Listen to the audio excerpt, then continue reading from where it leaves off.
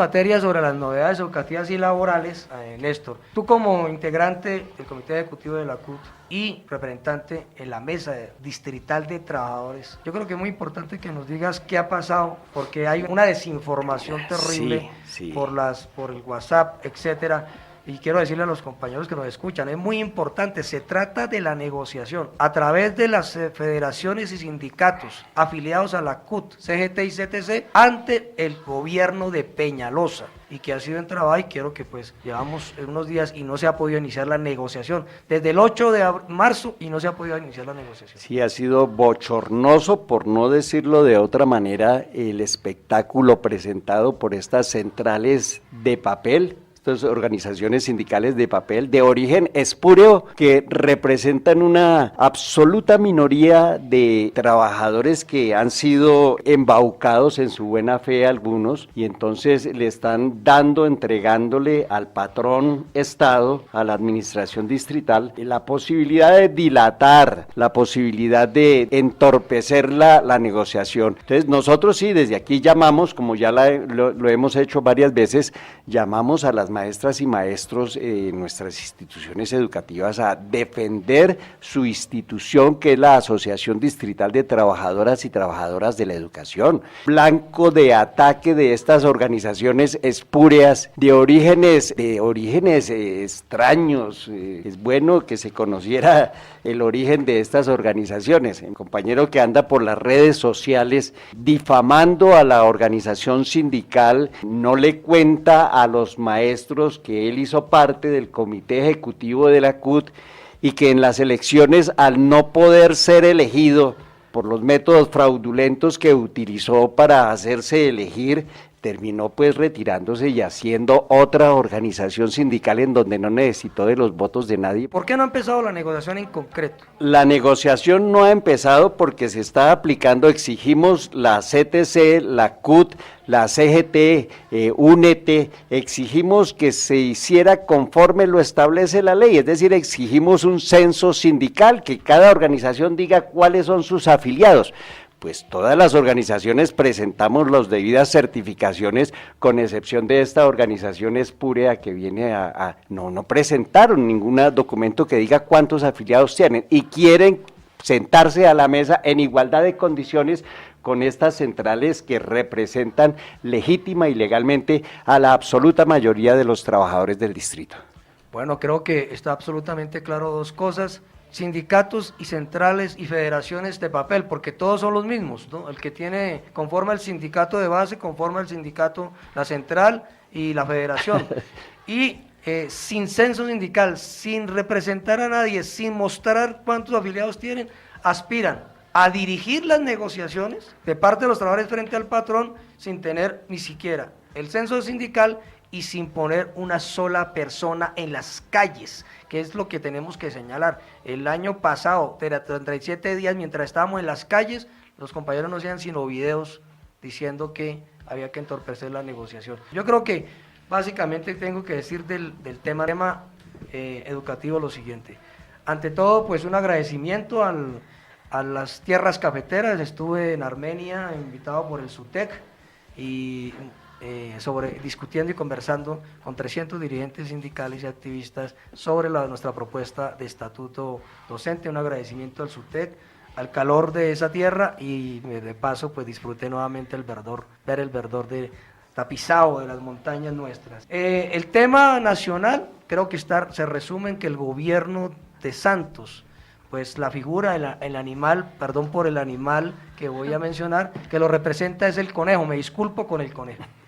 Y el conejo no tiene la culpa.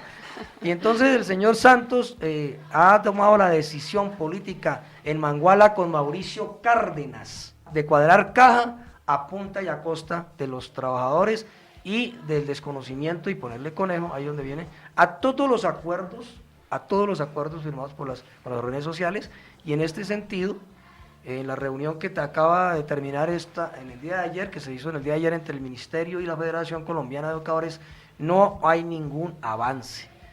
Es decir, el gobierno insiste en no resolver ninguno de los temas centrales, en no cumplir los acuerdos, en continuar en esa manguala con los empresarios de la salud, para atentar contra la vida del magisterio y de sus familias, en congelar los ascensos, ya no solamente los del 2277 que están congelados, sino de los colegas del 1278, y por supuesto insiste el gobierno nacional en que no va a cumplir el principal acuerdo, que fue el aumento de los recursos, que fue la principal derrota, y es una reforma constitucional para garantizar el aumento de los recursos por la próxima década para educación, agua potable, salud y el alcantarillado. Y por eso, entonces, está hoy, el próximo martes, el Comité Ejecutivo de la Federación decide la hora cero del paro nacional. Y en el caso de Bogotá, si por allá llueve, a propósito de lo invernal, de la ola de lluvias, pues por acá no escampa.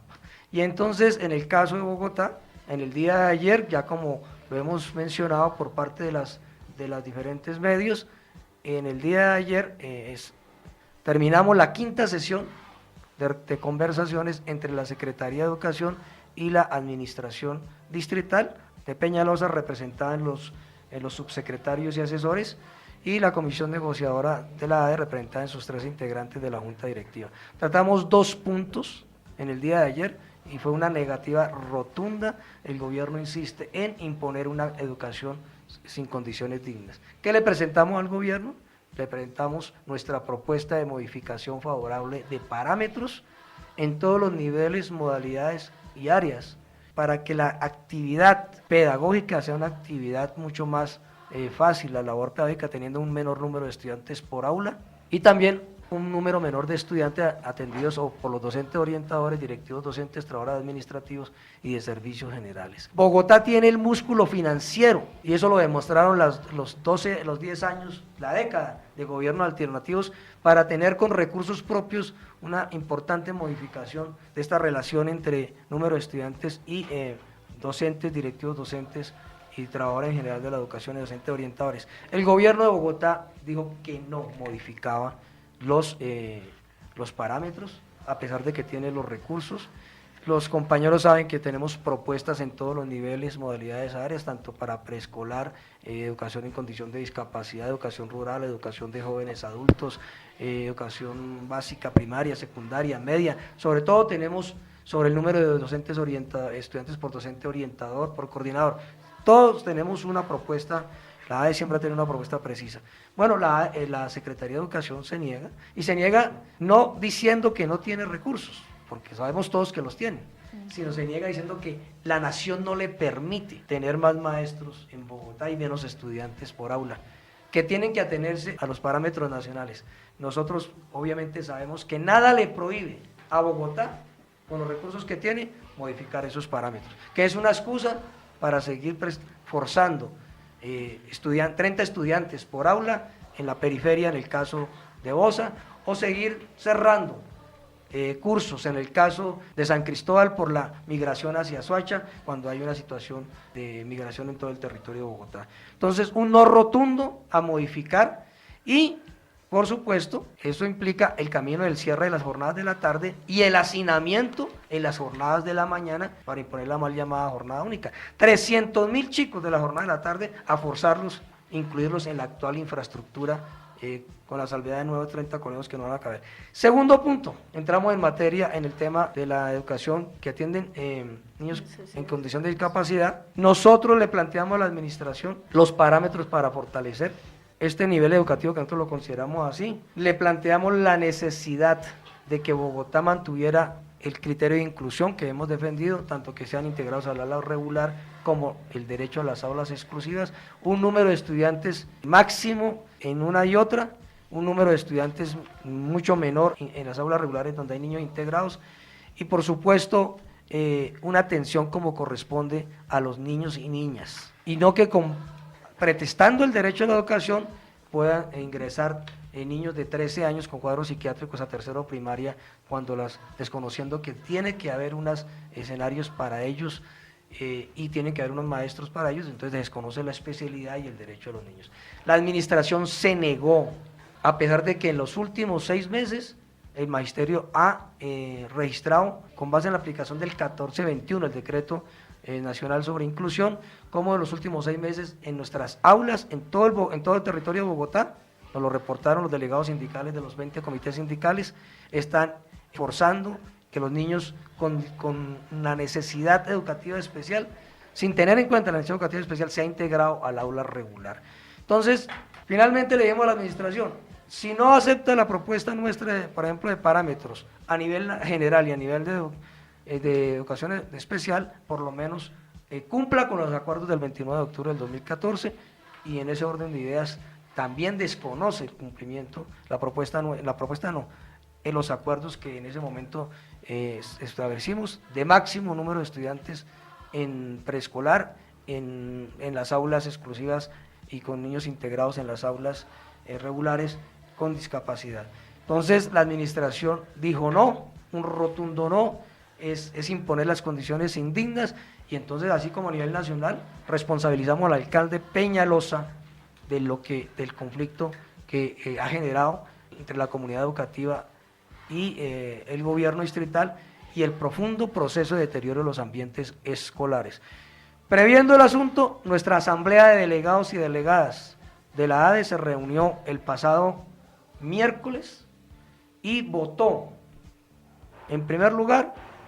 que no tendría sentido ante la actitud del gobierno continuar en la mesa en una prórroga de 20 días. Y en segundo lugar, votó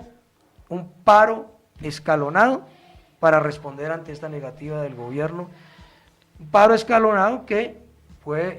procura coincidir con el paro nacional, por lo menos en su primera fase, que está convocado por la Federación por las mismas razones. Me llamó la atención de la comunicación y de la posición de la ADE frente a la decisión del gobierno nacional de modificar la evaluación de desempeño para hacerla más punitiva. La ADE ha expedido un comunicado que hemos titulado "El gobierno nacional atenta de nuevo contra la profesión docente" y solicitamos se lee y sea parte del material de discusiones y conversaciones en los colegios y parte de nuestra batalla que tenemos planteada con el gobierno nacional. Finalmente quiero señalar que el próximo lunes va a haber una reunión de la Comisión Accidental entre la ADE y la Secretaría para seguir mirando el tema de los provisionales injustificadamente desvinculados, los maestros declarados sin carga académica en los colegios faltando el debido proceso y el número ya muy alto de maestros del 1278 que cumpliendo con todos los requisitos de ascenso